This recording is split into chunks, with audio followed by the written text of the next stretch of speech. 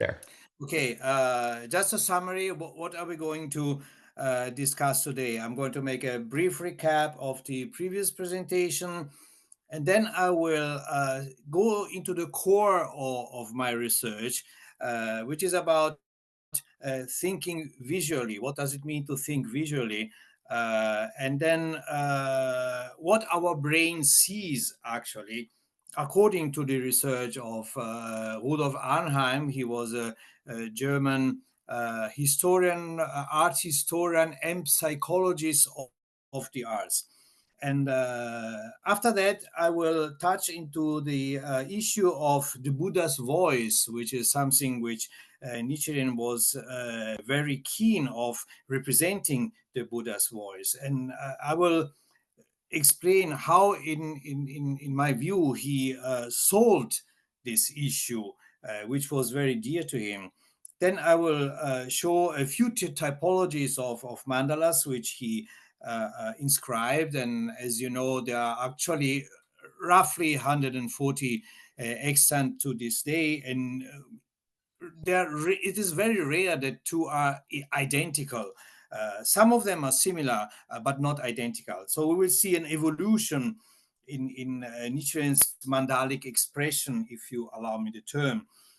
Then I will touch into the concept of the kokue, the assembly in the air, which is the core teaching or the core allegory in the Lotus Sutra, and the concept of the eternal return, which is something developed by the historian Marcel Iliade.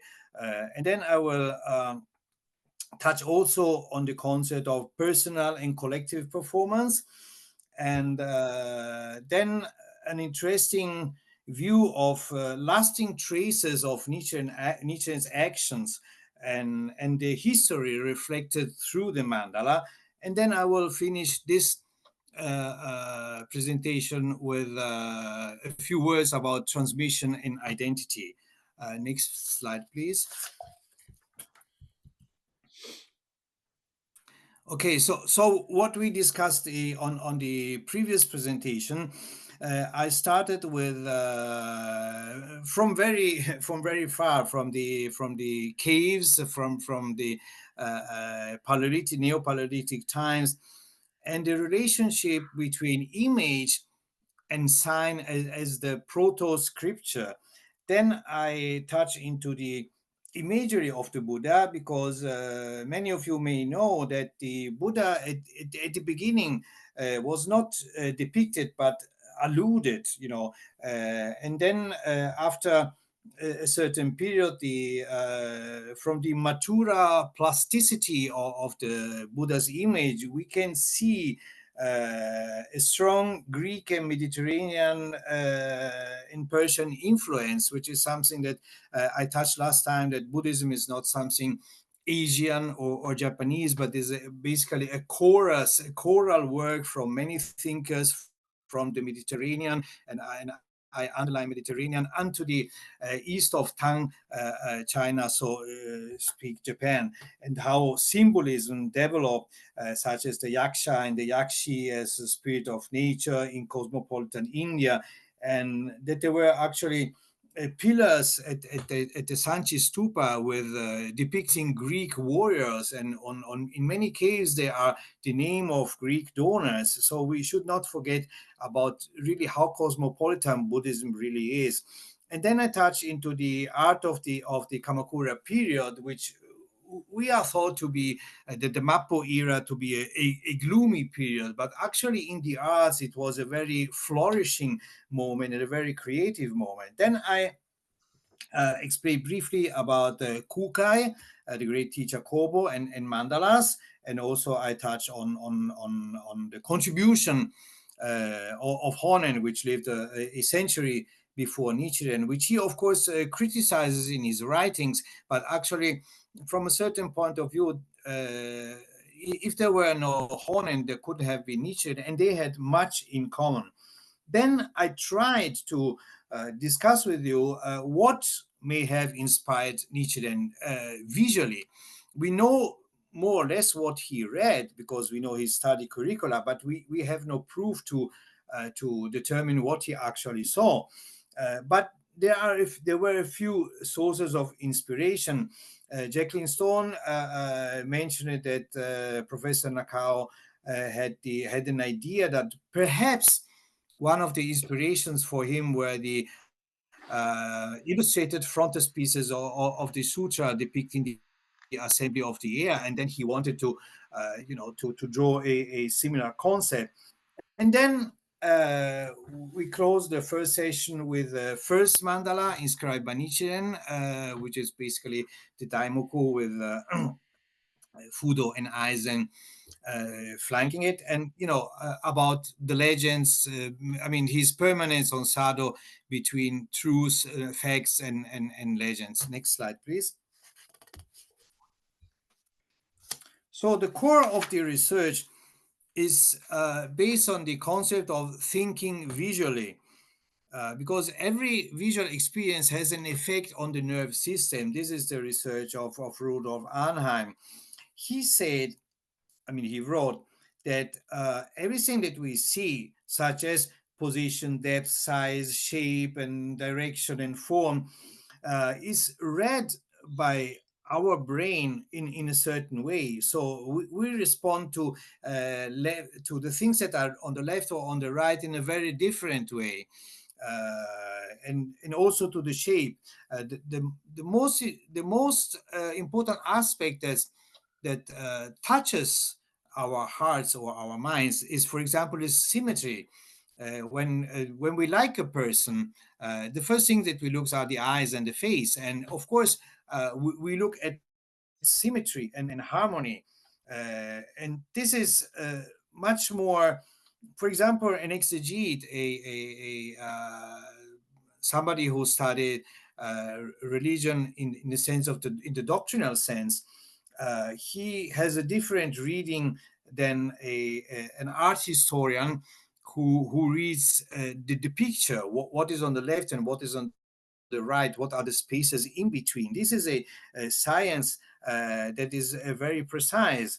And the Nichiren Mandala, also quoting Professor Nagao, for example, as we saw last time, Shinran did also inscribe a few mandalas, but they were different from the ones that Nichiren produced, in a sense because Nichiren was a performance. Nobody else touched his mandala. In the case of Shinran, for example, he inscribed Namo Amida Busso at the center, but then somebody else pasted some quotations from the Sutra of Infinite Life, and then he put some other phrases, and somebody painted the lotus dice at the bottom. So it was not. It was, yes, in a way a calligraphic mandala, but it was on the performative side, something in the emotional side, something completely different from the Nichiren Mandala. And now we go to the next slides, please. So what you see here is the core of my research. And this is the reason why the Nichiren Mandala attracts the viewer, even if she or he cannot read the characters. Basically, you see here that I draw many parallel lines, many chiaroscuro is the Italian terms also used in hard history. So many fields which give it a plasticity, a pattern. And Rudolf Arnheim writes that the shapes, certain shapes have a predetermined, innate emotional response in our brains or in our hearts, in our mind, whatever you want to see it. For example, I don't know if you can see the mouse. You have certainly noticed that the shape, the central shape of Namyo Renge-kyo on the mandala has a shape that somehow is reminding of an obelisk. And the obelisk is a known archetype or shape that lifts your mind up. So as we can see in Nichiren's mandalic production, we see the progressions of his art, so to speak. So we can fairly say, even if he did not put this on writing, that this was a conscious action from his side. So we can, as we will see later, his first mandalas were very disharmonic in a way. This, of course, has to do with the fact that he had just returned from an exile, and therefore he was certainly not feeling well, and also his permanence at Binobu. At the beginning, he needed to adjust, but as he gradually begins to feel better and he experiments more, every next mandala becomes more harmonious and symmetric and beautiful to see. So my professor Terao Ichi also told me that when I came up with this idea, which he liked very much, he reminded me that, of course, the shape and the symmetry and the harmony are very important, visually very important, but it is also important what it is inscribed on the mandala. Otherwise, we could just, let's say, chant in front of this Kandinsky looking like modern painting, similar to modern painting, which you see in the middle, but it has no context. It has no content. So there must be a symbiosis between the content, so the religious content, what is inscribed on the mandala, and the visual context. But my research is based basically on the visual impact that Nichiren consciously tried to imbue in his mandalas. And now we go to the next slide, please. So here I will speak about the Buddha's voice. We know the Buddha's voice is one of the 32 characteristics of the Tathagata. It's called Bonnonjo in Japanese, the pure and far-reaching voice. And Nichiren wrote also in a letter that is still extant. If an image painted or sculpted of the Buddha lacks of this characteristic, it is not equal to the Buddha because it lacks the voice. One suggestion would be that you, as Tiantai, suggested that you place the words of the Buddha, so the sutra, which are the words of the Buddha, at the base of the mandala. But there is another reading. You can see all this. You have certainly noticed. I try to end. No, I cannot possible. You have certainly noticed that the Daimoku has many parallel protruding lines. These are called in vernacular language are called the mustache of the daimoku, but the technical term, so to speak, is komyo ten, so rays of light. And when I discussed with Mr. Kataoka Kunio, who was a disciple of Kihachi Yamanaka, the researcher who produced for us, for everybody, the Gohonzon collection known as the Gohonzon Shu. He was a man who studied the Nichiren Mandala intensively for over 70 years. And Kataoka recollected Yamanaka saying once that those lines should be called komyo sen, so sen as in line and not ten as in point of ray, so to speak, because he was convinced that those lines, those protruding lines, are the graphicization of the Buddha's voice, of the vibrating, of the pure and far-reaching voice. In fact, everyone who has done a little bit with the arts knows exactly that there is nothing decorative in the arts. Everything which is placed in a painting, in a work of art, is there for a specific reason, and we discussed this about also last time. So what are these komios? And according to Yamanaka's interpretation, which I trust very deeply, uh, is that he wanted to give a graphic form to the vibrations of the Buddha's voice. But not only, as you can see in this mandala, which is from 1279, which he donated, inscribed for his disciple Iobonicho, the son of Toki Jonin, you can see that there is the classic mandala structure with all the bodhisattvas and attendants, etc., etc. But also you see some diagonally inserted characters which are more dynamic, which are evidently placed, how can I say, outside the main transformation panel. And what are these inscriptions? These are actually quotations from the sutra or from the scripture. One reading is that this is a personal message of Nichiren to the recipient or to the Sangha who was receiving this mandala. But not only, we can also say that those quotations from the sutra or from the scriptures are the echo of Shakyamuni's preaching at the assembly in the air. Why we can say this? Because those inscriptions are evidently not part of the mandala panel, because they are fluctuating around as if we could give a shape to the voice.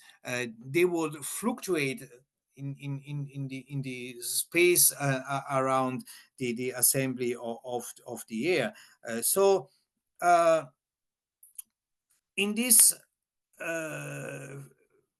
passages which he quotes in not only in this but in many other example, Nichiren often quotes the 8 character line Furo Fushi, so which is many of you known as will not know sickness and death, and will not grow old. And of course this is a phrase of encouragement to probably somebody who was sick or fighting with sickness. But to quote again another lecture of Professor Nagao, he said something very interesting, is that the human beings dwell into the 4 sufferings, while the Buddha does not die and does not grow old. What does it mean? Is it just a Buddha? No, is it basically our enlightened nature? So without the personality, which most probably dies along with our mortal remains, so to speak, because as you know, Buddhism doesn't believe in a soul in the Christian sense, but something remains. And so what does remains, what does not grow old and what does not die, is actually our Buddha nature. So this is basically the transformation panel, which you see on the other side in the circle. uh, this is the same scene depicted on the mandala, with Shakyamuni and Tao seated inside. You can see the Sanskrit glyphs placed inside the treasure tower. And another important thing is that Shakyamuni, which we know being on the right side, is actually placed on the left. Why this is? Because Shakyamuni and Tao are facing the audience.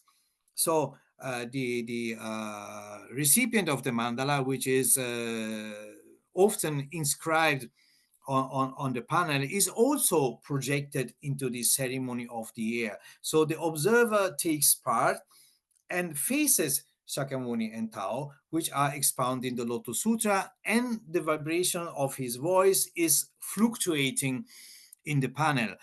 Of course, with paper and brush, this is, in my view, having studied art for a long time, this is the perfect way to depict this.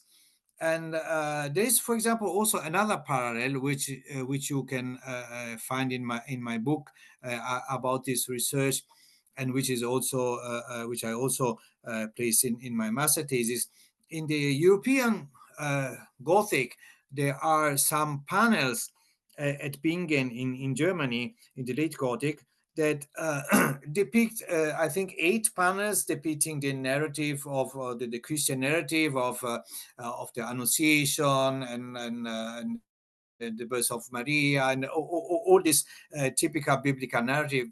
And in those depictions are angels which carry a sort of a banner with some inscriptions inside. So those banners are, of course, clearly separated from the scene, from the panel, from the transformation panel. In a way, they speak to us. So this is not a new invention, but we find this expedient, how to say, to have the artwork speak to the observer in a certain way. We find it also as far as Europe. So in this way, I theorize, I affirm, I say that Nichiren solved the issue of the Buddha's voice. In my university as a bachelor, I studied scenography, so scene technology, and of course, if you have you are in a theater, you have to solve, so to speak, many issues. If you, for example, are putting into scene the Flying Dutchman, where an enormous ship arrives flying, of course you cannot have a ship that comes into the theater. So you have to solve the problems with experience in a certain way. So the whole theatrical narrative is full of this solving the problem.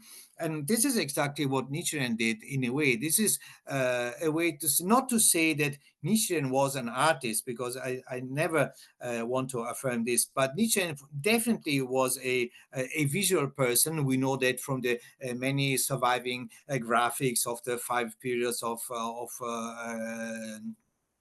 Shakyamuni's propagation, and we have also many other charts, even about Chinese astrology, or from the imperial dynasty in China, in Japan. He puts it always in graphic. These were probably a primordial version of a PowerPoint, so to speak, that he used during his lectures at Minobo. So he was definitely a visual person, and we can see that there are many conscious actions in his mandala. And in the next slide, please, we will see various typologies of oh, sorry.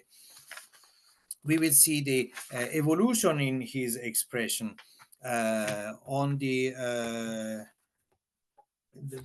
small mandalas which you see at the top are mandalas inscribed probably immediately after Sado, maybe on Sado or immediately after Sado. You can see that the whole panel is a little bit disharmonious. He tried to put in some symmetry in a way, but the inscription are aligned on the top, for example, but not at the bottom. But then you see in the 3 others example on the second row, it becomes much more better, much more structurized. And if you see the first mandala on the left, in the second row, this is the mandala, a very special mandala, which it is said that Nichiren gave to his disciple Hokibo Nikko, because we know that because it was stored at Taizikiji at the beginning. And in this mandala, he places a very particular laudatory inscription, which is not found on any other mandala.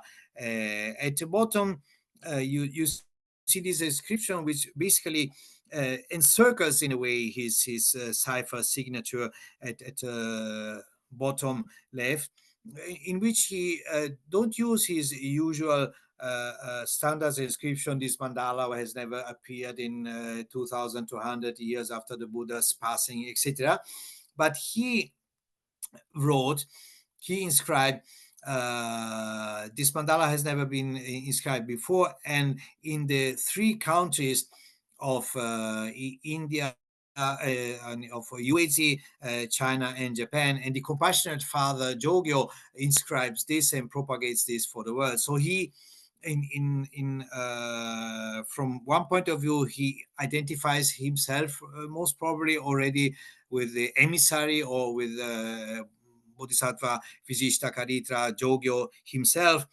But the interesting thing is that he uses for when he writes about the three counties, he does not. It is usually translated with India, Japan, and China.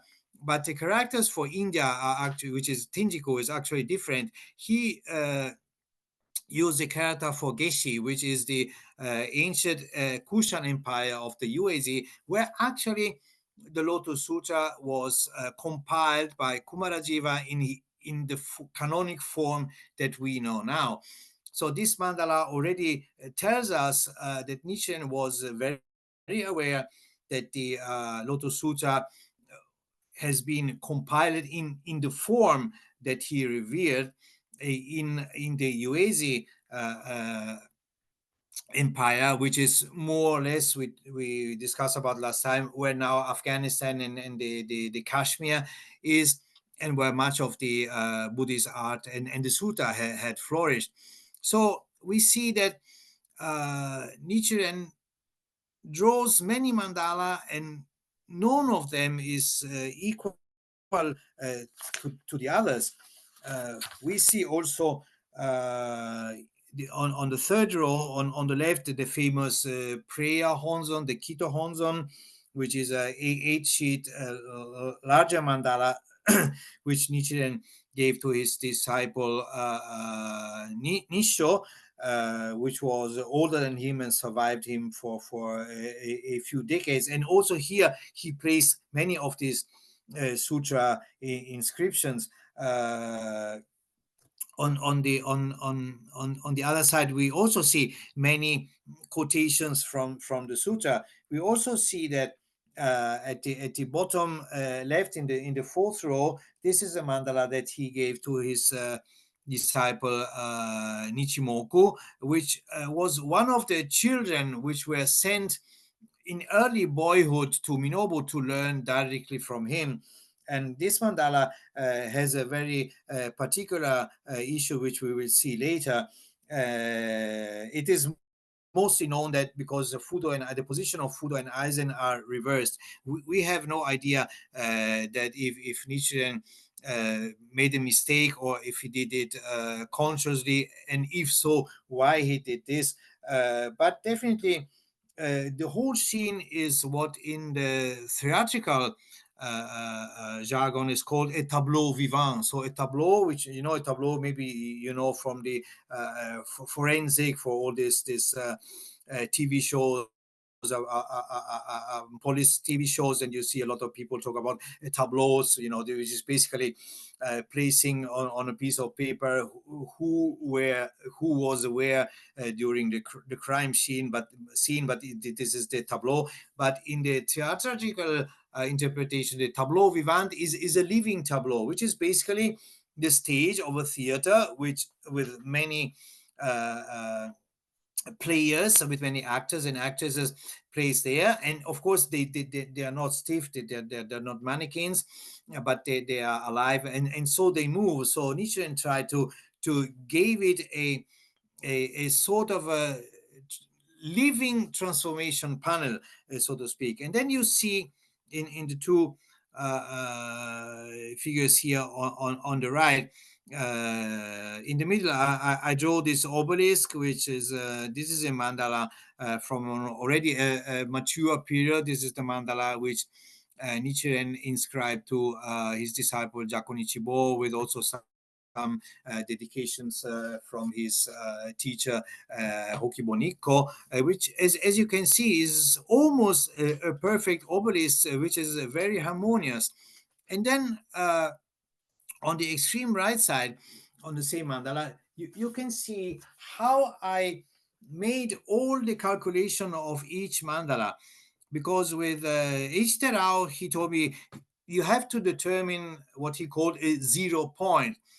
And then I thought, oh, that's easy. You just made two diagonal points, and where they cross is diagonal points. He said, no, because this is not the original paper. The mandalas were framed and reframed many times. The edges were cut, so you don't know where the 0 point actually is. So you have to think about. So what I thought is that Nichiren, of course, starts inscribing the mandala with the central inscription.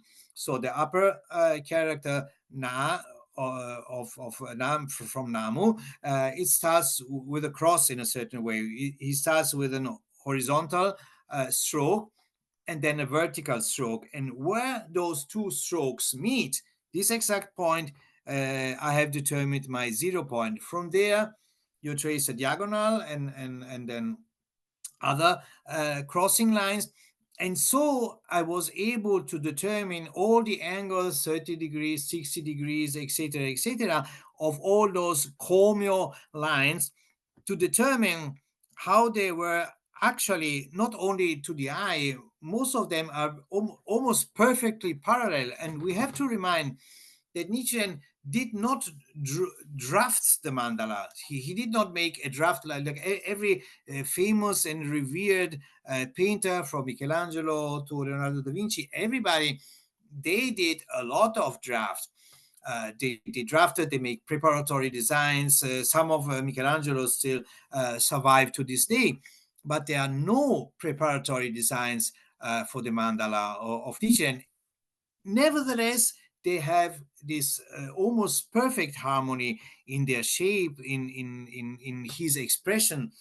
So we can see that actually when he wrote, I inscribed my life in Sumi ink, whether this writing exists in his own hand or not, but it goes straight to the point, because calligraphy is something in Japan. We say that calligraphy does not lie, because there are no corrections. This is you draw something, you inscribe something with your brush, and this is what it is. If it doesn't look good, you maybe throw the paper away. But this is final.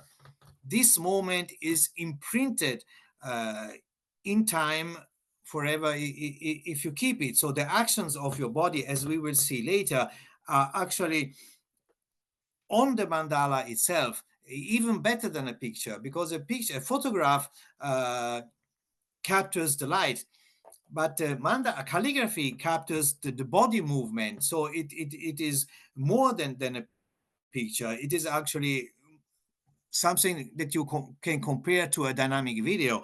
So then we will go to the next slide, please, where we see many typologies of mandalas. If you see the small one in the middle, this is a very beautiful small mandala, which is still extant at the Rissho in Chiba. This was kept in the family for 11 generations until the 19th century. Later, then it was sold to the Murakami publishers, and then it was acquired through another route by the Rissho Ankokukai. But we can see here how dearly not only the recipient kept this mandala through his whole life, but for a total of 11 generations. So for centuries, this mandala was kept into the family.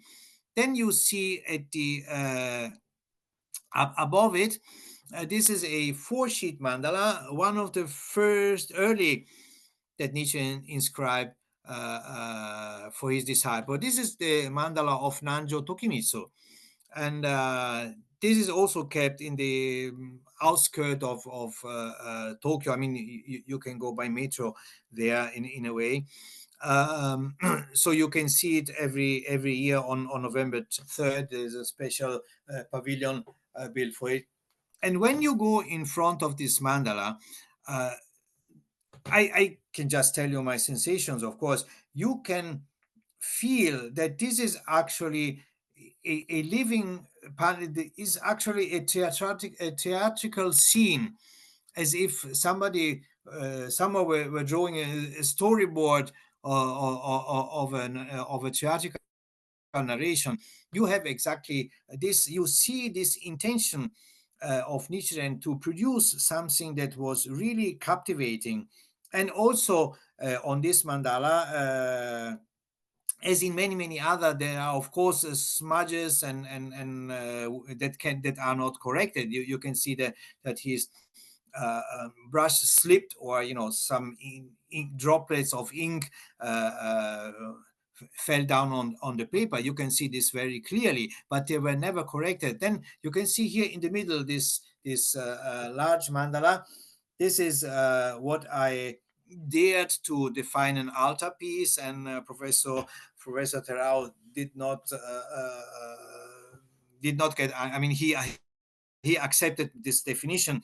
This Think about, this is a mandala of 28 sheets, and its measure now, after having framed probably many times, nearly 2.5 meter in length, and over 1 meter in width. So here also Nichiren places many inscriptions and quotations.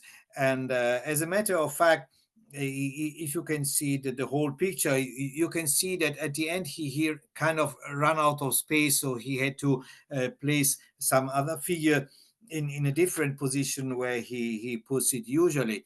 Uh, but this is not the only altarpiece, so to speak. We have many 6 or 10 or 18 sheets mandalas, which are still extant, which uh, I wrote a paper of the Reverend Hoyo Watanabe, who is actually I'm actually one of his proteges in a way. He took me in sympathy, so to speak. He always gives me some very good advice, although I'm not able to read his handwriting. He wrote that the early prayer halls, the Hokkido of the affluent families like the Soya and the Tokis, were the places where Nichiren uh,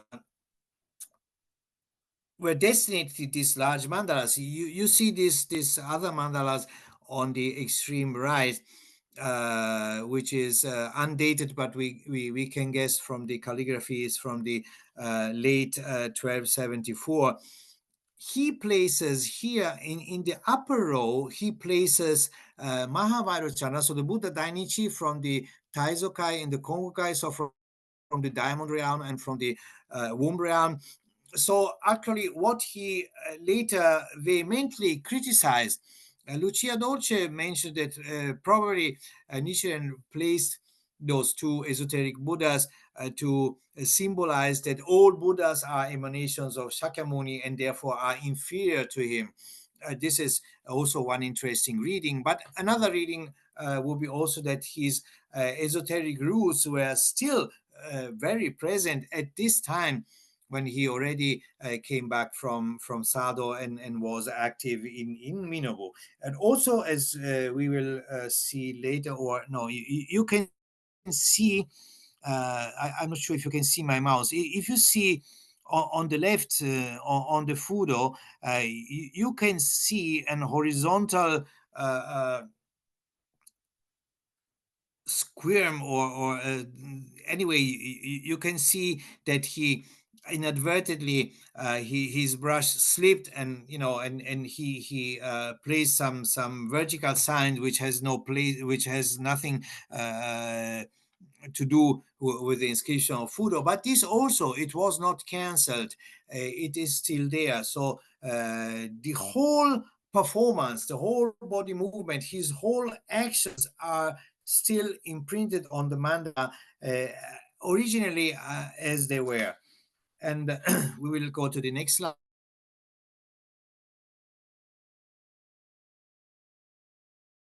Not very well done graph which I have done.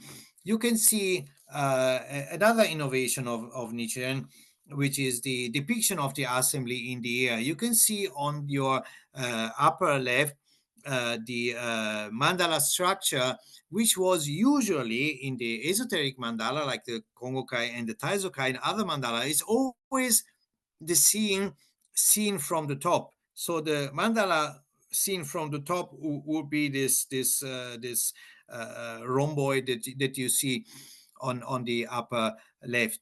But actually, the mandala honzon is like the structure that you see in the middle. And I would like to say that in aesthetics, in the science of aesthetic, there's a term is called deviation. It doesn't mean something negative. Deviation is when basically an artist or somebody who expresses um, deviates from the trends of the time, and from the periphery uh, arrives to the center. One deviation, for example, Gothic style is a deviation of the Romanesque. Renaissance style is a deviation of Gothic, and Baroque is a deviation from Mannerism, etc., etc. So Nichiren deviated skillfully, I may say, in that sense, in that he depicted the mandala not as a scene seen from the top, as it was customary until his time, but seen from the front, because in this way he can project the observer into the mandala. So you can see in this actual mandala of Nichiren, which you can see at the bottom of the left, as you can see also in many other mandalas, that the all the main six elements, which are the Daimoku, his signature, the four heavenly kings, and the two wisdom kings, Fudo and Aizen, they are not separated anymore. They are all connected. And as we will see later, uh, this is also an expression of encouragement, because this mandala and others in the same fashion stem from a very difficult period, because the Mongols were mounting up for the second attack after the first, which already had happened. And then the government was mounting pressure against the Nichiren Sangha, as many of you are familiar with the Asuhara affair.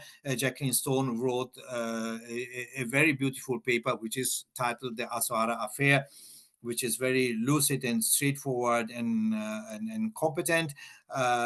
But you can see that the whole story evolves in the government, especially by the hands of the magistrate Taira Yoritsuna, uh, because he couldn't harm Nichiren, in Minobu. They started to go against his sangha.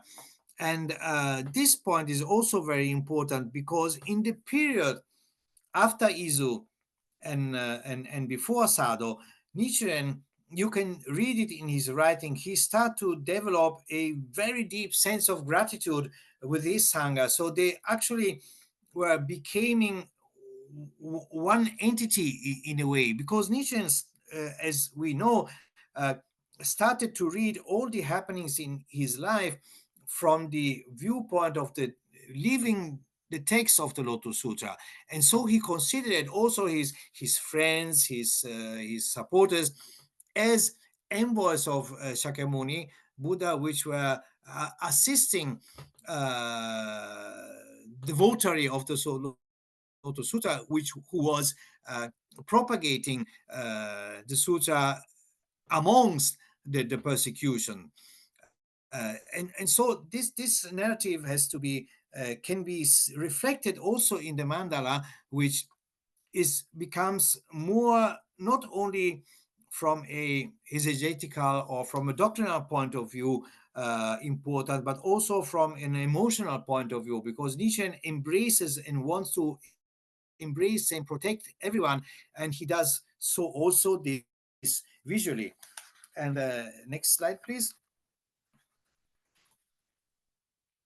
Uh, this beautiful image is from 19th century, famous 19th century book of Ogawa Taido, is Nichiren Daishi Shinjitsuden, so the true biography of Nichiren, although there's not much truthfulness in this.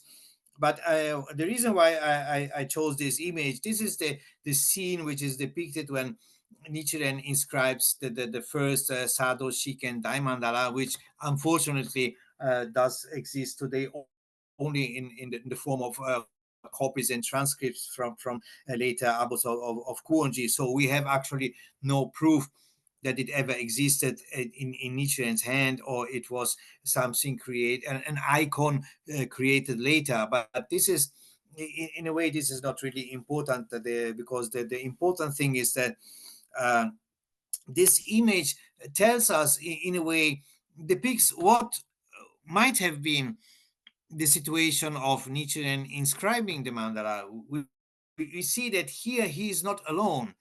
He's not like the artist or the painter or the um, priest who secludes himself in a dark room and produces his writings in solitude. No, this was a everybody who was present helped. Somebody had to, to hold the paper straight. Somebody had to pass the brushes, and everybody who was present. We don't know how many people were present at each time, but we know that in a certain period at Minobu there were 40 to 60 people. There were even people which came claiming that they were friends or relatives of somebody else, and and he didn't have the heart of sending them back. So he said, okay, the more the merrier, if you pardon me this expression. So Nichiren was not alone, and they were holding performances. We have a writing on leveling the land, which he reports some engineering works at Minobu to Hagi Saninaga. And then he reports that they did this Ennen dance, the life prolonging dance. So I don't think there were any musicians playing music in a way, but there were definitely drums, because if you have to dance, you need at least a rhythm. So they definitely had some percussions and rhythmical movement. We cannot call it a dance in the modern way, but it was definitely a group of people moving rhythmically at some sort of sound. And then they had the annual Tantai lecture, which Nichiren kept holding his whole life. So although many will,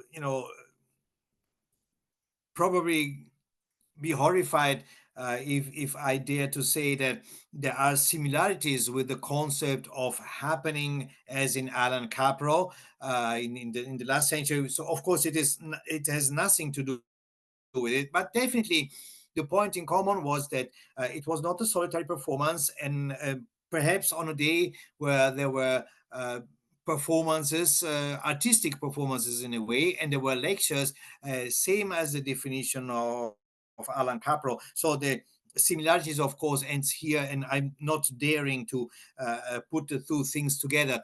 What I just wanted to say is that the inscriptions of the mandala was not something that Nichiren did alone in solitary confinement. So everybody who was present helped in one way or the other. Uh, and then we go to the next slide, please. And here I want to show you something which is very interesting in my view. You see on the upper left, this is the mandala which I've spoken before, given to his disciple Nichimoku. And you can see here at the left arm of Eisen, there is an evident uh, uh, mistake in a way that you see this is on the character for Daibadatta, where evidently Nichiren most probably with the sleeve of his robe on a fresh ink moved his arm towards the right, and then you see the trace of it. So this you see exactly, this is the movement of Nichiren's arm. and you can see this very, very clearly. On the upper left side, you can see these are very famous. These are the what are supposed. You see clearly some fingerprints. There is, of course, no forensic proof of any way that these are the fingerprints of Nichiren, but we can fairly guess that nobody else would touch the mandala when the ink was still fresh.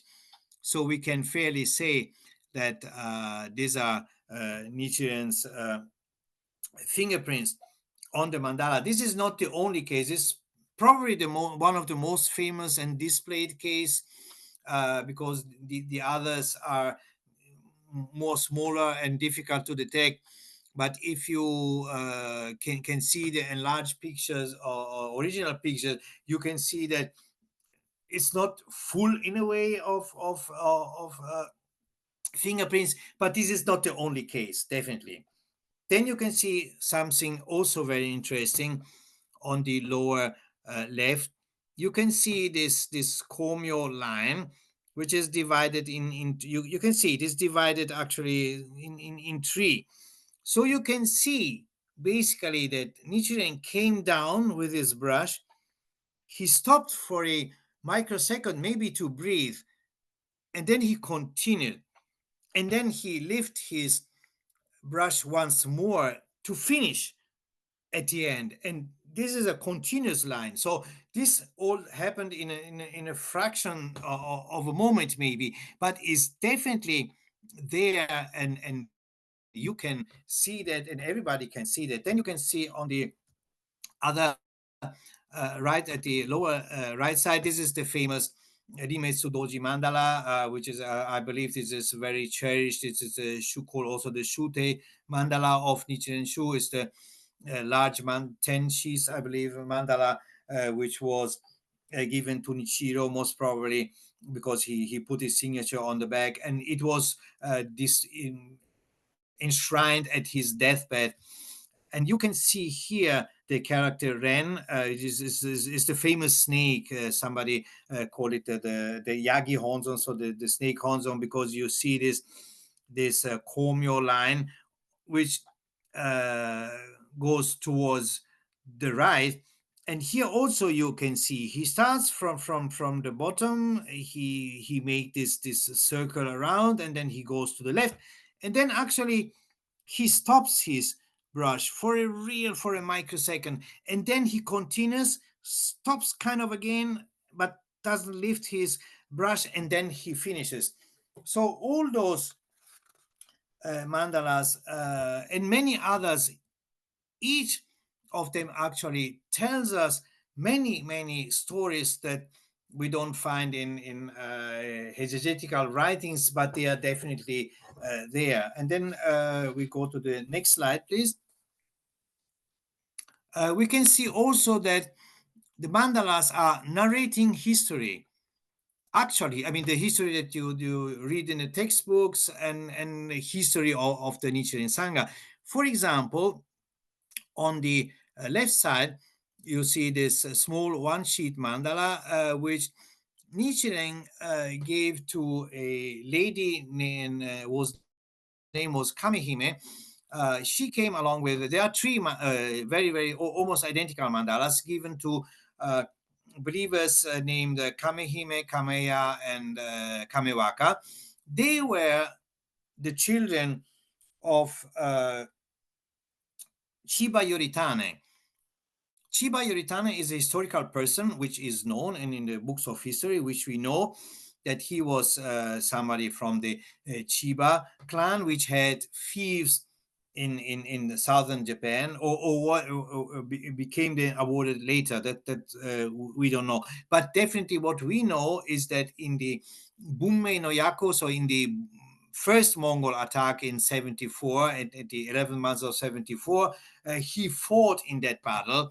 He did not die in the battle, but he passed away from the wounds the year after. And then his most probably children or relatives or direct relatives came to visit Nichiren 1 year after, in 1276, for the anniversary of their fathers or relative passing. So Nichiren inscribes for each of them one small mandala. And another very interesting thing is that Nichiren places the recipient, in this case, he writes for the protection of Kamehime, inside of the oval of his cipher signature.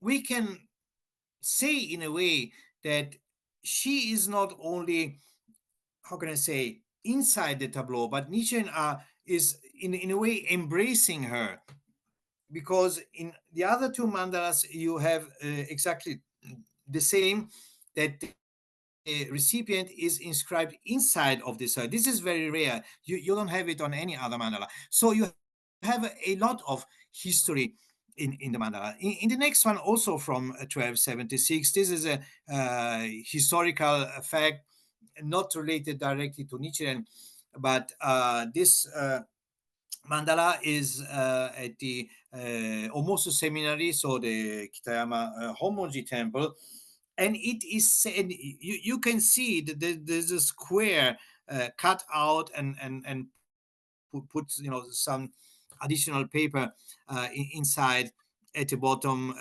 through his signature.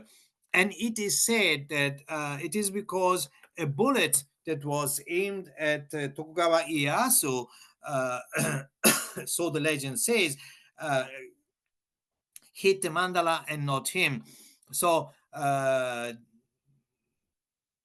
Tokugawa Ieyasu, it is known with almost certainty that he was, there was somebody were trying to kill him. Of course, he was a warrior, he was a powerful man, so it does not surprise. And that at that particular incident, he was hiding somewhere at the Omosu Seminary, and this warrior was trying to kill him. He hit him and burned this piece of the mandala instead. Then what you see, the on the other mandala, you see a big difference between the mandalas of 1276 on those of 79. You see, as I said before, that all the six main figures are connected. But one most notable point is that Fudo and Aizen, which have the protective deities, which have been very thin and almost peripheral in a way, they become bold and larger, connected with all the guardians, as to protect, to give a sense of protection. Why? Because people were experiencing anxiety. Warriors and many from the warrior class were among Nichiren's followers. They were sent to the south, to the Kyushu, to build the wall to counter the Mongol attack. This wall is remnants of this wall are actually still somewhere in the southern of Japan, and the government was persecuting Nichiren Sangha, as we said before, not only because of Nichiren's reading from in the light of the Lotus Sutra, but also, let's say, basically, if you rule a country at that time, you need law and order, you need social cohesion. You don't need a group of fanatics in their eyes. When you are saying that all shrines and temples should pray together for the victory of the country against the Mongols, and one group says, if you do those prayers, the country will go into the ruin and we will be defeated, you need to get to silence those people. Of course, they tried to harm Nichiren already, as we know from history, but he was a priest. It was not it was not a light thing to decapitate or to harm a priest. But of course, warriors in a battle, you are the magistrate, you basically can do whatever you want. As a matter of fact, we know also from the history of the Asoara affair, as Jacqueline Stone has wrote so well, that three peasants were actually decapitated, they were beheaded. So this was something that was very frightening. So Nichiren adjusts his mandalas to this situation. Those images of the wisdom kings and of the four heavenly kings are known in iconography, in the collective consciousness. People had seen statues everywhere of these wrathful deities with those big, with many teeth and eyes, and their hands and many weapons. So simply inscribing them, and the people knew what those symbols meant, they feel very protected. Then another historical, in a way, aspect related to the Nichiren Sangha through the centuries. Professor Nakao made a lecture which is on YouTube, unfortunately in Japanese, and there are no subtitles allowed, but they are on my channel, on my playlist. If you have seen a larger picture of this mandala, you know that you can see, for example, that his cipher signature and the bottom of the mandala is worn out. Uh, you may think maybe this is the decay of the time and the reframing, but Nakao explained very vividly, because he analyzed the pattern, so to speak, of this of the ink that was worn out, and he suggested that because this mandala was displayed many times or continuously through the centuries, so the believers participating in the airing ceremony, perhaps once a year or more times in a year, they normally move from the left to the right, and you can see the pattern of this warning out is that they probably touch the mandala at one point, and then they go down, and when they reach Nichiren's signature, they wanted to connect with Nichiren, so they touch his signature more intensely, and so in effect it is worn out in a particular shape, and then you see that this line of warning out ceases after Nichiren's signature.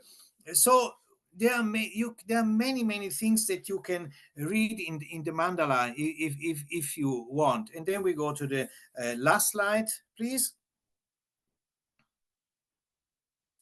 Okay, here I want to introduce briefly the topic of the next and third class, that will be about Hokke identity, transmission of Hokke identity.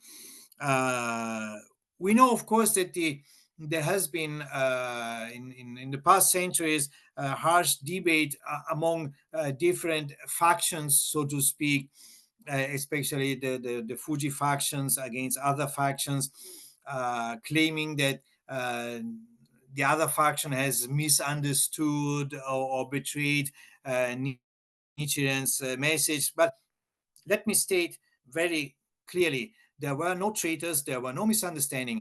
Everybody brought their own understanding, having spent many years with Nichiren, having fought with him, having eaten and drunk and danced and prayed with him for decades. We see here three mandalas which are very different in a way, but they are also very similar. They have the major point in common is that the central inscription, the Daimoku, the Dharma, is always at the center. So we know that the words of Shakyamuni, the canonic words of Shakyamuni, are in the sutras, and the Lotus Sutra is all the 60,000, 64,000, etc. characters of the Lotus Sutra are contained in its title. Nietzsche writes about it. So the Lotus Sutra is at the center, and the same scene is depicted on every mandala of any school. You have the mandala, you have Shakyamuni and Tao in their correct position facing the audience. You have the bodhisattvas of the essential teaching.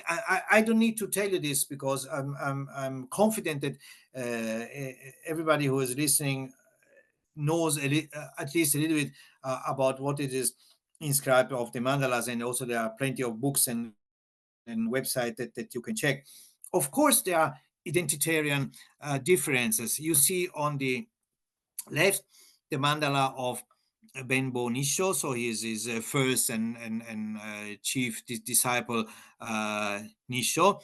I think that the missing Fudo and Eisen were cut off later when the mandala was framed. So you can see two things. One thing, you can see his personality. You can see that Nissho was very, how can I say, a very structured person. You can see it how he places the figures on the mandala. And let me say once again, there are no traces, there are no tracing lines. This is just, you do it while you are doing it. So you can see there are no longer comio lines. There's no dynamic. There's a very orderly depiction of the scene, as if everybody will be standing straight like in a squadron. And then you can see that at the bottom he does not sign the mandala as Nichiren, or place Nichiren Shonin or Nichiren Dai Shonin and at most of the early mandalas, but he places Nichiren already in the past inside the participating in the assembly of the year, but he asserts his leadership in a way, something that perhaps for him was very natural to sign the mandala in his own name. Then at the center, you see another mandala, which is from Hokibo Nikko, and you see a different expression. You see more dynamism, you see more nervousness in a certain way, because the calligraphy of Nikko is more dynamic and vibrating. And also a very important point is that he plays, except the first one or two mandalas where he places Namu, Nichiren Shonin or Dai Shonin at the center, at the bottom of the center inscription. He changes this probably after he left Minobu, and then he always places Nichiren, the senior, he signs as Nichiren and places a little inscription, Zaigohan, which means in representation of. This is something that, when a secretary writes a letter for his boss or supervisor, he or she writes the text, and then he signs it in by orders, by suggestion of her or his boss. So Nico was basically placing Nichiren always in the present, inscribing the mandala eternally or continuously for through his disciple who represented him. And this is a typical trait of the Fuji school, which you can see through the different how can I say, groups, be it Nichiren Shu, Nichiren Honshu, the 8 Fuji temples, all belong to, many of them belong to different denominations, but there is this common point which was initiated by Nico. So inscribing the mandala, of course, with your own calligraphy, without trying to mimic Nichiren's calligraphy. Otherwise, it would be just a calligraphic replica. This is something completely different. And Nico also places many of his inscriptions. Then on the right side, you can see a beautiful mandala of Higobo Nichizo. He was also a direct disciple of Nichiren. He studied with Nichimoku and other young boys under Nichiren at Minobu. So he knew him for a long time. It is known that Nichizo was the half brother probably of Nichiro, and he arrived at the age of 7 maybe, and so he stayed with Nichiren really a long time. And it is said that Nichiren called him at his deathbed, encouraging him to spread his teaching in Kyoto, which he actually did. So Nichizo was, of course, already, we understand it immediately. He was a visual and creative person, and he actually commissioned some skilled artisan in Kyoto, most probably, to make some drawings. You see, there's a lotus dice at the base, there's a lotus at the top. The four heavenly kings are depicted and not inscribed. We can see also identitarian identity, where because he places Nichiren Shonin and Nichiro Shonin, so it is already in a sense of a lineage.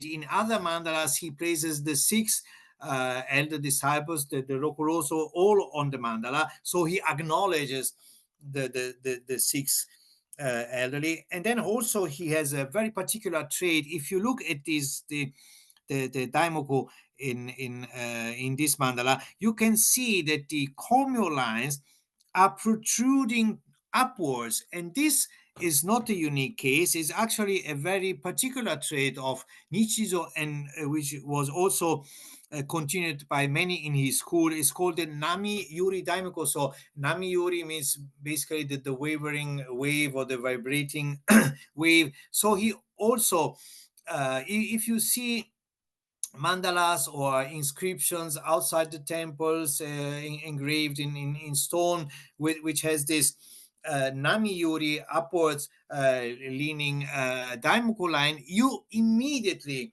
know that this is a temple which belongs to the Nichizos, or part of the Shijo faction.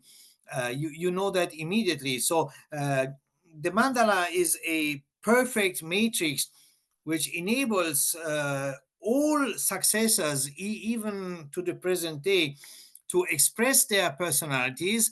And as we will see in the third installment, also their particular view of the Lotus, or interpretations of the Lotus Sutra, but always with the Lotus Sutra at the center.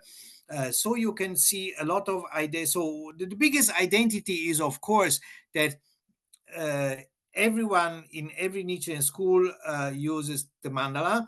Uh, Statues arrived later for obvious practical reason, but in the early centuries, until recently, the mandala has always been, and even now, it is still central to the Nichiren belief.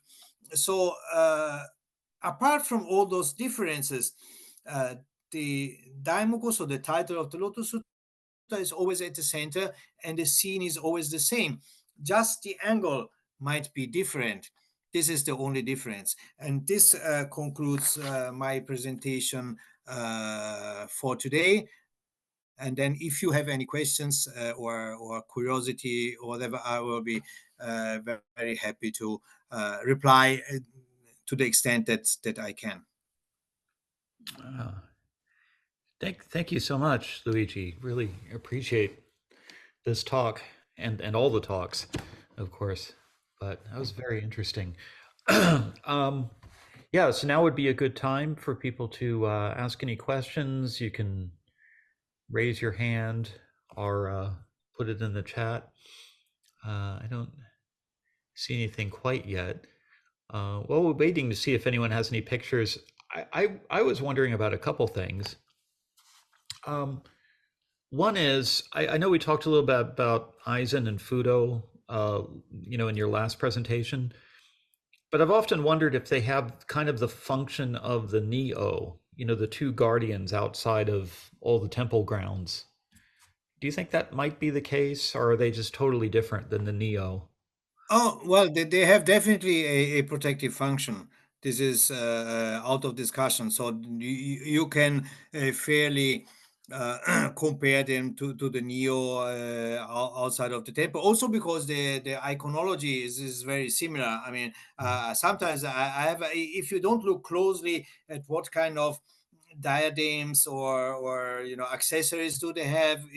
They're very difficult to distinguish. I mean, they are both wrathful deities. They are very plastic. So yeah, we can fairly say that this is the very similar function. I wondered about that. Um, Another thing I was wondering is oftentimes, and correct me if I'm wrong, it seems like the Buddha's in the West, right, where the sun sets and the idea of the afterlife. And I'm just very struck by the orientation of the mandala that the viewer is, in a sense, looking to the stupa, which is, from the viewer's point of view, in the east. Or am I getting that confused? No, stupa is traditionally on facing the east. This is definitely so. So the west is the western paradise of Amitabha. So the Eagle Peak is of course on the east. This is correct. Hmm. Hmm. Thank you. Let's see. I think we have something in the chat. Oh, yeah, Doug was just saying thank you so much. That was Yeah, wonderful. thanks. Uh, do we have any comments or questions from anyone? Um, I was also very struck by how the mandala was created as part of a team effort. That it wasn't just Nichiren alone in a room. That it was this collective performance. That was very that was kind of eye opening there. Um, it also made me think that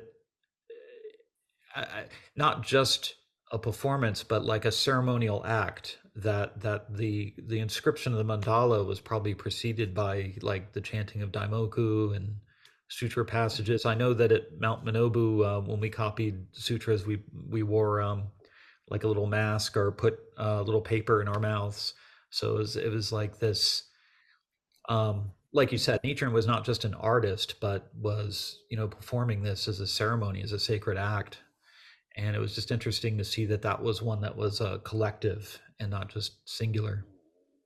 Yeah, thank you very much for clarifying the right term, because I knew that in the word performance there was something missing, but definitely a ritual or votive act will be is much more appropriate. Of course, this was a religious ritual, not an artistic performance in that way. But we can also say that the mandala is a collective performance even before becoming a paper, because Nakao Takashi wrote that in his view, because they produced the paper by themselves with fibers of the mulberry trees, because it is known to be very resistant, as we have proved today. And so they prepared the paper by themselves. In the washi, the Japanese paper. So of course, there are cases which we know that some believer arrived already with a sheet, one or more sheets of paper, and they and some more high grade paper, because Nakao Takashi, he's actually a specialist of a paper specialist. So he always says that one way to certify some new discovery, recent discovery, is not only in the calligraphy but also in the paper, because you can see if you can fairly guess if to which century a paper was produced. Of course, this doesn't mean that I can have an old blank paper of the Kamakura period and then write something on it 100 years after. Of course, but this is combined with the calligraphy. So this is a collective act since the beginning, because you had to fell the trees. You had to produce the bark and the fiber, the papier. You had to produce the paper. You have to paste it together. There must have been someone who was an able artisan to do this. So, and then of course also the ink is, it's not that you go to the drugstore and please give me a jar of ink. They produce this ink with the soot of burnt pines and and some other from the glue coming from fish bones, and many other vegetables they did. So it was definitely from the very beginning something that they did collectively. Mm, mm. I have two questions here. The first one is it says, "Hello, everyone. How many mandalas did Nichiren make? And if we were strict, the first mandala would be venerated. What did Nichiren write?" I think he meant what was the first one that was the first mandala. Well, the first that we know of is the one that I show I showed in the last time. It was the one which is dated, and we exactly know where it was, when and where it was inscribed. Um, but we also know that this is a different mandala from the structure that we have now. I know that there has been much debate of this Sado Shikendai mandala, uh, because, as I mentioned before, it is not extant anymore. So there are two schools of thought. So there is Professor Hoko Kuana Hoko from Minobu-san University, who is absolutely certain that this is that scroll that disappeared was an original Nichiren mandala. Because of the textual source, because it basically reflects the Kanjin Honzon Sho and the Kaimuku Sho. But there is another researcher, Kawasaki Hiroshi. He argues that this is not possible because, of course, post facto you can inscribe whatever you want. So I think this debate could be continue forever, and there is no way to know. Oh, So I went to a Hokke Commons lecture of Hiroshi Kawasaki last week, I think, and of course, as a foreigner, I always stand out. So I was given a microphone because there was this debate, and the people, the moderator told, okay, so what do you think? And I, not to escape the debate, but to give another lecture, because also the Homon Kaidan Daimandara, the so-called Daigo Honzon, was mentioned in Kawasaki's lecture. So basically, in my view, and this is sincerely what I think, is, you know, in iconology, the icon is important. So, for example, if we have the same depiction of the same scene of the Annunciation or of the Crucifixion by different artists, of course it's different, but it's an icon. People who believe in that faith, they pray and meditate and give all their positive thoughts to through this depiction. And I have never heard anyone who argued in the Western situation about something being truthful or not. It's what is truthful is the scene that is depicted, is the message. So in a way, even this Homon Kaidan Daimandala, we of course we have abundant proof that this is a later artifact, as for example the Moko Taiji mandala, so the mandala of repelling the Mongols, which was produced in the 17th or 18th century and was revived in the 19th century when the black ships, the Americans, Commodore Perry, arrived to Japan, mm, ending the feudal period. But then in that period, this phase, this chanting session towards this wondrous mandala became extremely popular, and this mandala was shown, and it is called the kaicho, so it's a base of business trip for relics in a way. It was shown at many locations in Kyoto. Actually, two of those mandalas, they were shown in that Saikyoji in Kyoto, they were shown in Minobu, they were taken in many other places. And so also this Sado Shikendai mandala, it was brought to Sado and also to other locations in downtown Kyoto, so they could people could see it. So they had this situation where they could pray collectively, and the Nichiren Sangha grow exponentially also in this period. So from this perspective, it doesn't really matter Right. if the icon is what it claims to be, because it is what it claims to be. Right. Maybe, In maybe relation, not, maybe not in that sense. yeah. Now, in relation to the original question, I believe there's like what 128 mandalas in the Gohonzon Shu or more. Like these are the ones that still 132. exist that he created, Yeah. and he may have created many more, but those are the only ones we still have. Um, and also, my understanding in Nichiren Shu is that we use the so-called shute mandala, because it's felt like that's the one that best represents what Nichiren was striving for in his later years as far as creating symmetry. And that, if I remember right, isn't that the one that he had enshrined at his deathbed at Yes, Ikegami? exactly, exactly. The the question of a shute mandala, which you know what it means, is the the one that is decided to represent. This is something that, of course, was I mean, strictly speaking, we don't have a writing where Nichiren puts on paper, this is the one. Right.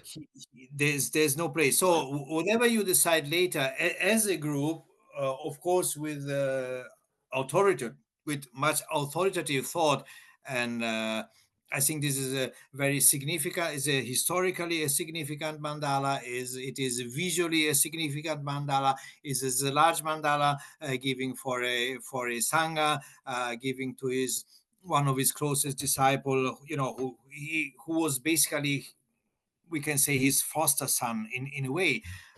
So it is definitely a very important mandala. But from here to say this is the one, I'm not the person in the position to say this. You, as a priest within a clerical, as a minister within a certain, within the reality of Nichiren Shu, of course, you need to say that.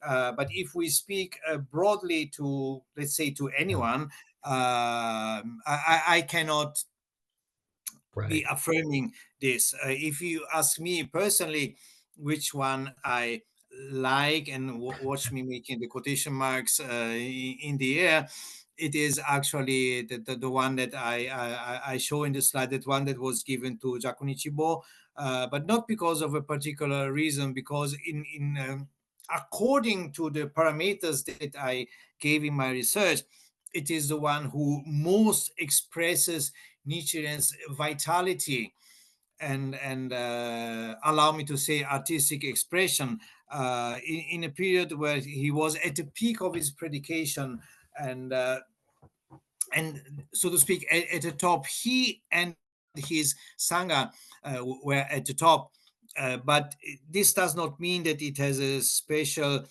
how can I say, religious significance in the way of the Shute mandala. It is definitely a very Yeah. beautiful mandala, but I think there are many others are also expressing Nichiren's vitality.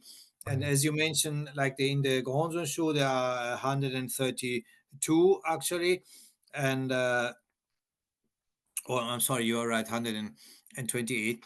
But there are actually a few more around, which are, of course, in at some temples of groups which does not allow those to be photographed. Information. So if we cannot photograph it and show it on an academic, on a public paper, if we cannot publish it, it's basically same as it doesn't exist. Right. No, we Yeah. have to find some literal, Right. merry-go-rounds to say that they exist, but that we don't know that, etc., etc. But this is the real. So this is what, because of my count of 140, and then of course we have the list of Nikko's disciple who received the mandala. So the count, the oldest count goes to probably 200. Right. Wow. 200. Okay. And of course, in Nichiren we accept other kinds of mandalas, but that's kind of one that has been set aside as one that we particularly would bestow. But that's not to mean that we don't use others. Do you have time for three more questions? And I also want to see. I think Dr. Stone was trying to say something, but I'm not sure. Um, did you have something? Okay, maybe not. Let's give it a moment. All right. So you have time for three more questions? Sure. Okay. The So night is still young. excellent. I know it's really late for you, so I appreciate it. Um, Ken Burchell asks, Mr. Finocchiaro, are you familiar with the Gohonzon enshrined in the Kofubo at Taiseki-ji? The original has been transferred to a wooden Gohonzon, but is said to be a transmission Gohonzon to Nichimoku Shonin, I believe. I ask because it always struck me as something rather amazing. For one thing, it is very large. I apologize that I cannot recall the Japanese name for this Gohonzon. Yeah, it is the Zazo Honzon. It is actually, yeah, it is, as a matter of fact, is a large mandala which has been, we don't know the size, but there is a photo in the Nikko Shonin Gohonzon Shu. It is also a large book because Nikko produced over 220 something mandalas. Of course, not all, unfortunately, are photographed. More than half of the in the collection are just how can I say, calligraphic reproductions, or how can I say, diagrams. But definitely, there is a photo of this mandala, and yes, this mandala symbolizes the transmission within this Taizekiji line, so to speak. Um, Not of the entire teaching, as in some readings. Those lineages was within the temple. So yeah, there is this large Gohonzon is extant, and it was transferred. It was carved on wood in the Edo period. Don't ask me in which century, but anyway, in this quite long period, After which is, 1600, then. yes, exactly. And I have no idea when it is shown, because that access Taizikiji is not easy, and as a foreigner, I always stand out. Hmm. Okay, thank you. Next question. I'd like from Lucas Santos. I'd like to know whether Nichiren's disciples would also write Gohonzon mandalas during his lifetime, or only after his passing would they start writing them. Not that we know. In Anyway, from the extant mandalas inscribed by his disciple, uh, all of them are dated after his passing. Actually, a few years after his passing, maybe 3 or 7. Maybe there's this sort of a mourning period when they started to inscribe the mandala, but definitely. There's no indication that this happened during his lifetime. Thank you. And final question from Ernesto Borges Torres. Question regarding Nichiren's Dai Honzon. I understand that this Mandala Gohonzon, the original paper version, is special, but not Honman Shoshu's claims that are similar to Nichiren Shoshu's claims for their plank Mandala Gohonzon at Taiseki-ji. I tend to see it as a commemoration of the fulfillment of Nichiren's fulfilled prophecy of the Mongol invasion as per the Kanjin Hanzon show. What is your view of this particular? I think he's talking about the Ita mandala. Yeah. I mean, there's many Ita mandala. I think if you mention Homon Shoshu, this is a very small group. Was head temple is somewhere outside Yokohama, and actually, the this plank mandala is a relatively recent production, I believe, maybe 19th century, not much older. So the significance of this mandala, as I said, this is the one that I mentioned before. Unfortunately, the picture was very small, and I couldn't enlarge it with my touchscreen. But particular message of this mandala is where Nichiren writes, let me quote from my books, if I can find it, so I can read the. It is the number 16 of the catalog, and Nichiren writes on it: following the greatly awakened world honored one's entry into extinction, more than 2,220 years have passed. Even so, within the countries of UAZ, China, and Japan, this Daihonzon had yet to exist. Either it is not known but not propagated, or it is not known at all. I, the compassionate Father, exercising the Buddha's wisdom, hide and leave this for the future age of degeneration. At that time, during the latter 500 years, Bodhisattva Jogyo makes his appearance in the world, and for the first time widely propagates this. So this inscription is unique, as we see, also because I forgot to mention before that it is the first and only one where he mentioned a Dai Honzen, not a Dai Mandala. So in this way, it has a very deep significance.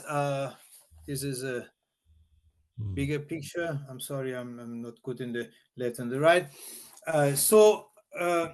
This mandala is significant because of this special inscription. He evidently identifies himself with Bodhisattva Jogyo, and it is also for the reason that I explained before, because he mentioned UAZ, so the Kushan Empire, where so implicitly he states that the Lotus Sutra comes from this place and not from India. So in this sense, this mandala is very important. But if you,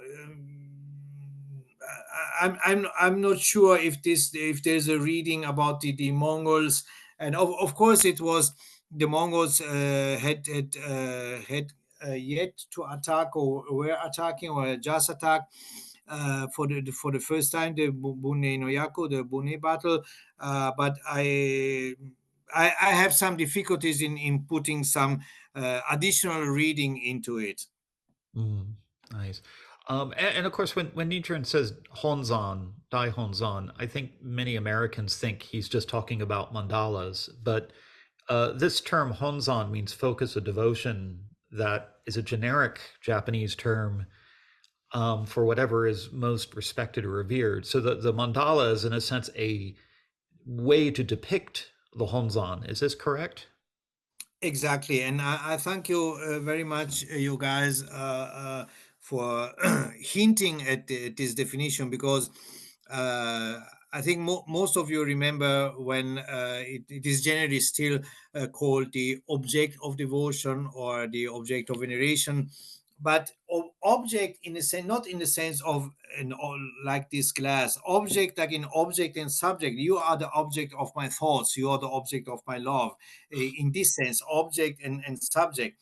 But because it's very easy to misunderstanding in the sense of a physical object, I think the focus of devotion, even if it's a little bit turning, rounding rounding about the term, but is maybe a very interesting way to define it. And as you say, rightfully, so the Honzon could be, so if the Honzon at St. Paul Cathedral is the crucifix, for example. The Honzon at Todaiji is the Virushana Buddha.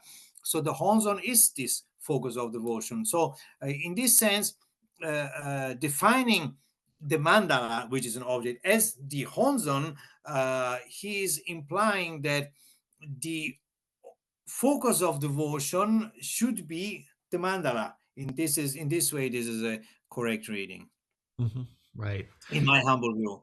Yes, yes. Thank you so much.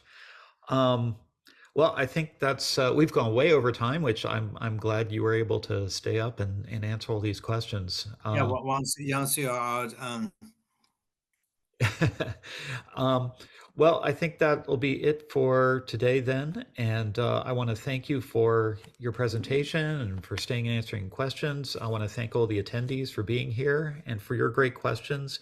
And we really look forward to the third installment, which I believe will be on the 19th, correct? yes, on the 19th. Right. So that will be on the on a Sunday, and it will be happening Yes. before the usual service and discussion that we hold in our sangha. So usually we Mhm, start at 10:30, but mhm. your presentation will be from 9 to 10, and it will have the questions and answers, and then we'll go into our service after that. Um, so I look forward to seeing you in, I guess, will be a couple of weeks then. Yes, it will be. I think you will have the legal time changing, so it will be so 2 o'clock in the morning for me. Right. Right. Instead, I mean, it's already. Yeah, this tonight, well, Okay. tomorrow at 2 a.m., it'll fall back to 1 a.m., at least in Pacific time. So, yeah. Okay. Uh, Thanks a lot to everybody who's participating, especially Dr. Jacqueline Stone, who I know she has a very busy schedule, and who find the time to attend. And well, I'll see you in 2 weeks, and Okay, take care. I'm good gonna night start. for me, and have a nice day to everybody. Okay.